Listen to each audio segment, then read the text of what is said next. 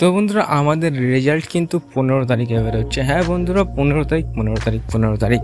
হ্যাঁ বন্ধুরা 15 তারিখ কিন্তু ইস্ট বেঙ্গল দলের জন্য এবং ইস্ট বেঙ্গল সমর্থকদের জন্য একটা দুর্দান্ত দিন। হ্যাঁ বন্ধুরা এই দিনে কিন্তু ইস্ট বেঙ্গলের ভাগ্যচক্র হয় ফিরে যাবে, না হলে কিন্তু খারাপ হয়ে যাবে, এরকম কিন্তু একটা নিউজ বেড়ে চলে আসছে।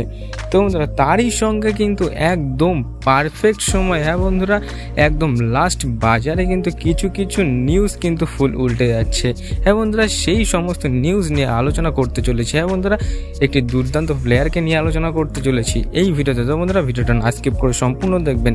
আর যদি আমাদের চ্যানেলে একটি নতুন সদস্য হয়ে থাকেন তো আমাদের চ্যানেলটি একটি সাবস্ক্রাইব করে পাশে থাকতে অবভিয়াসলি ভুলবে না।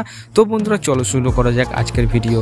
তো বন্ধুরা সবার প্রথমে হ্যাঁ বন্ধুরা একটি দুর্দান্ত প্লেয়ার কিন্তু আসতে চলেছিল ইস্ট বেঙ্গলে, যেটা নিউজ কিন্তু সমস্ত চ্যানেল থেকে সমস্ত কিছু থেকে কিন্তু আপনারা জেনে গেছিলেন। হ্যাঁ বন্ধুরা এটা নিয়ে কিন্তু আমিও আমার চ্যানেলে একটি ভিডিও দিয়েছিলাম, কিন্তু বন্ধুরা এটা শকিং লাগলেও কিন্তু বাস্তব। হ্যাঁ বন্ধুরা এটা কিন্তু বাস্তব যে রবসন রবিনোকে কিন্তু ইস্ট বেঙ্গল নিচ্ছে না। হ্যাঁ বন্ধুরা ইস্ট বেঙ্গলের রবসন রবিনো আসার চান্স কিন্তু একদম নেই বললেই চলে, যেরকমটা কিন্তু সূত্র থেকে খবর পেয়ে যাচ্ছে। হ্যাঁ বন্ধুরা এই নিউজটা দেওয়ার পরে কিন্তু অনেকজন অনেক রকম কমেন্ট করবে, কিন্তু বন্ধুরা যেটা বাস্তব জিনিস সেটা দিতে কিন্তু কোনো ভয় নেই।